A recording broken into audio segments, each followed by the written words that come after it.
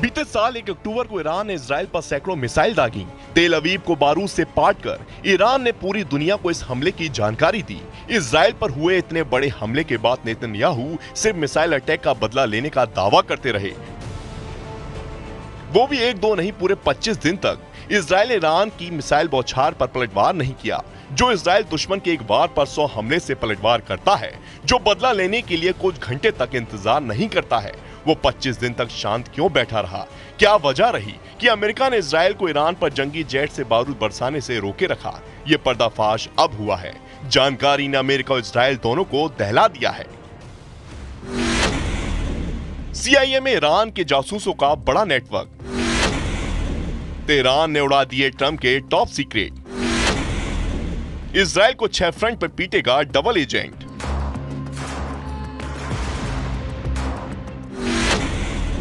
युद्ध से पहले ईरान को मिल गया विनिंग फॉर्मूला।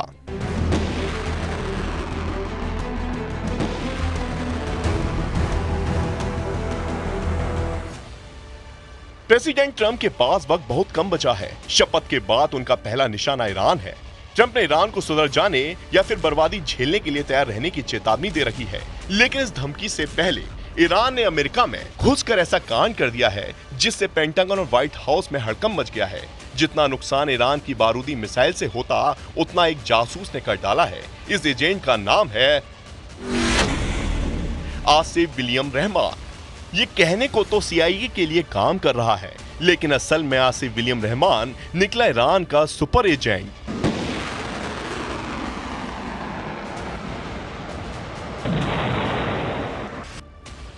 जिसने सुपर पावर अमेरिका की चूल्हे अकेले ही हिला डाली हैं। आसिफ रहमान के कारनामे के खुलासे के बाद FBI के होश उड़े हुए हैं। ईरान के एजेंट ने कितनी गहरी सेंधमारी की है? क्या इस एजेंट ने सुपर पावर के वॉर प्लान का पूरा ब्लूप्रिंट ही उड़ा लिया है? क्या विलियम रहमान ने ट्रंप के ईरान पर अटैक प्लान का पूरा ब्यौरा तेहरान शिफ्ट कर दिया है? या फिर इस जासूस ने मिडिल ईस्ट में अमेरिका सैन्य अड्डों की तबाही का सीक्रेट लीक कर दिया है?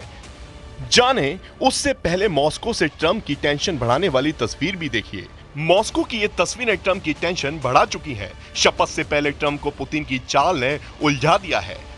जिन पुतिन से मिलने के लिए ट्रंप उतावले हुए जा रहे थे, उन्होंने सुपर पावर के दुश्मन नंबर 1 से बिग वॉर डील करके बड़ा उलटफेर कर दिया है। पुतिन ने ईरान के प्रेसिडेंट पेजेशियन को तमाम प्रेशर के बाद भी सबसे बड़ा साझीदार बना लिया है। पुतिन ने अमेरिका और पश्चिमी देशों को क्लियर मैसेज दिया है कि ईरान के मसले में दखल देने से सभी बाज आएं। रूस के राष्ट्रपति ने ईरान और अपने देश की ज्यादातर मामलों को एक जैसा कहकर यह भी जाहिर कर दिया है कि दोनों के दुश्मन कॉमन हैं। Смотрели и целый ряд актуальных внешнеполитических сюжетов. Позиции России и Ирана по большинству из них во многом совпадают. Наши страны твердо отстаивают принципы верховенства международного права, суверенитета государств, невмешательства во внутренние дела других стран, проводят независимый курс на мировой арене, сообща решительно противостоят давлению. रूस और ईरान ने व्यापक रणनीतिक सहयोग संधि की है, जिसमें दोनों देश व्यापार और सैन्य सहयोग से लेकर विज्ञान, शिक्षा और संस्कृति तक सभी क्षेत्र में एक दूसरे का सहयोग करेंगे। प्रेसिडेंट पुतिन ने इस डील को ऐतिहासिक बताते हुए सभी खाड़ी देशों के लिए अहम बताया है।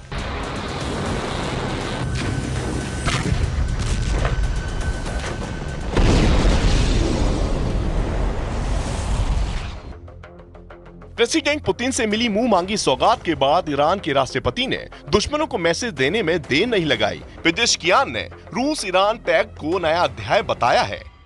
همه زمینه‌ها به ویژه در زمینه همکاری‌های اقتصادی خواهد گشود. اطمینان دارم این سند که بر اساس منافع مشترک دو کشور تنظیم شده می‌تواند ईरान के प्रेसिडेंट ने सत्ता संभालने के बाद तीसरी बार पुतिन से मुलाकात कर बड़ी कामयाबी हासिल कर ली है। वहीं रूस ने साफ किया है कि इस डील से अमेरिका का कोई लेना देना नहीं है। हालांकि ट्रंप से पुतिन की मुलाकात की सुर्खियों के बीच ईरान से हुआ समझौता नई कहानी गढ़ रहा है। इसकी वजह पुतिन के सामने पेजेश्कियान की कही ये बातें हैं, जिसमें उन्होंने अमेरिका को दुनिया भर में अराजकता फैलाने वाला ठहरा दिया है। غربی باید به نگرانی‌های امنیت دیگر کشورها احترام بذارند و از تحمیل زیادخواهی‌های خود به دیگران پرهیز کنند.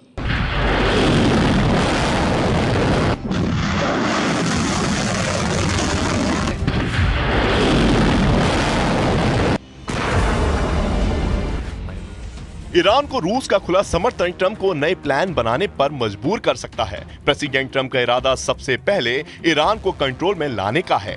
हालांकि पुतिन के बैकअप के चलते ट्रंप सीधा हमला करने की रणनीति पर कायम रहते हैं या नहीं, ये देखना होगा। मगर ईरान ने अमेरिका को दहलाने का मिशन ऑन कर रखा है। इसकी जानकारी ईरान के सुपर एजेंट की गिरफ्तारी के बाद हुई है। CIA के कर्मचारी आसिफ विलियम रहमान को अमेरिका की राष्ट्रीय रक्षा जानकारी को जानबूझकर बनाए रखने और साझा करने के आरोपों में दोषी करार दिया गया है। रहमान ने 2024 में कई अहम मौकों पर क्लासिफाइड कंटेंट को अवैध रूप से डाउनलोड, प्रिंट और दूसरों से साझा करने की बात कबूल कर ली है। ईरान के जासूस कहे जा रहे विलियम रहमान को FBI ने नवंबर को कंबोडिया से गिरफ्तार किया था। के बाद में उसे गुआम में संघीय अदालत में ट्रांसफर किया गया।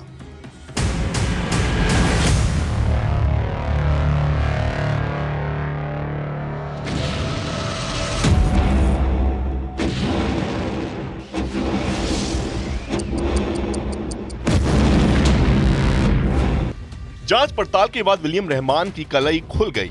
ईरान के सुपर एजेंट ने इजराइल के अटैक प्लान का पूरा ब्यौरा ही तेहरान पहुंचा दिया था। अक्टूबर 2024 में इजराइल ने ईरान पर मिसाइल हमले का बदला लेने का प्लान बनाया था।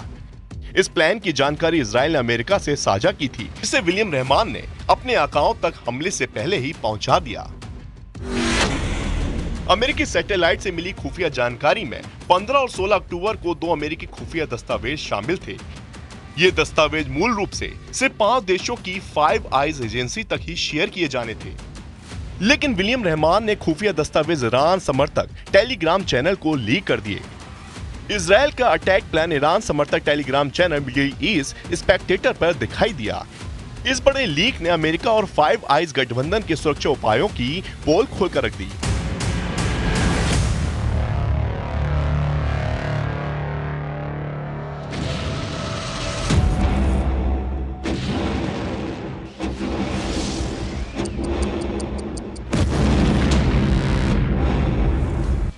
हालांकि इस लीक के बाद इजराइल ने ईरान पर एयर स्ट्राइक को कुछ दिन टालकर अक्टूबर महीने के आखिरी हफ्ते में अंजाम दिया था।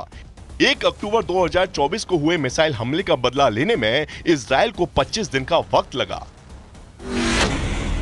शनिवार 26 अक्टूबर को इजराइल ने ईरान के 20 ठिकानों पर हमले किए। 3 घंटे के एयर स्ट्राइक में इजराइल ने ईरान की मिसाइल फैक्ट्री और सैन्य अड्डे को तबाह कर डाला। यरूशलेम पोस्ट के मुताबिक जब इजराइल ने ईरान पर हमला करने के लिए 100 से ज्यादा फाइटर जेट्स का इस्तेमाल किया, हमले में F-35 का भी इस्तेमाल किया गया। सीरिया में रडार ठिकानों पर इजराइल ने शुरुआती हमला किया। इसके बाद ईरान में एयर डिफेंस सिस्टम और रडार पर हमला किया गया। हमले के बाद इजराइल, ईरान और इराक ने अपने एयर स्पेस बंद कर दिए हैं। एयर स्ट्राइक के बाद अमेरिका ने इजराइल का समर्थन किया और कहा कि यह ईरान के हमले का जवाब है।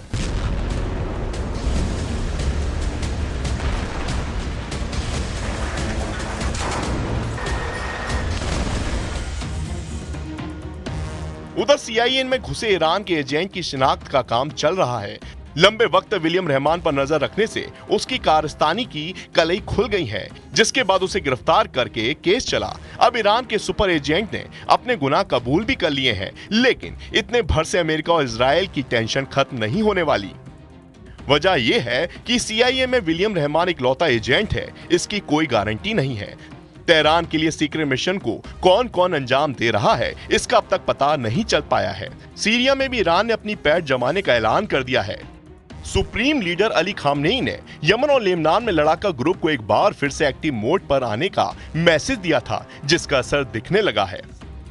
رأس همه اونها آمریکای طماع و جنایتکار مجبور خواهند شد دست از سر مردم منطقه و ملت‌های منطقه بردارن و با ذلت از این منطقه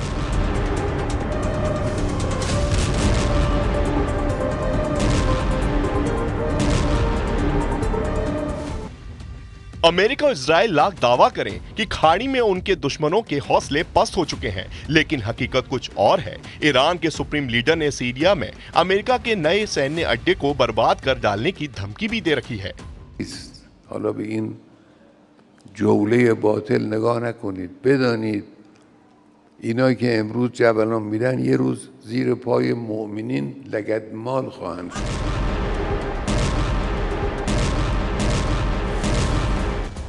ईरान अब अकेले नहीं है। ईरान के साथ दुनिया का सबसे ताकतवर देश रूस है। प्रेसिडेंट पुतिन दोस्ती करने और निभाने के लिए जाने जाते हैं। पुतिन से दुश्मनी का क्या मोल है, ये यूक्रेन की तस्वीरें बताती हैं।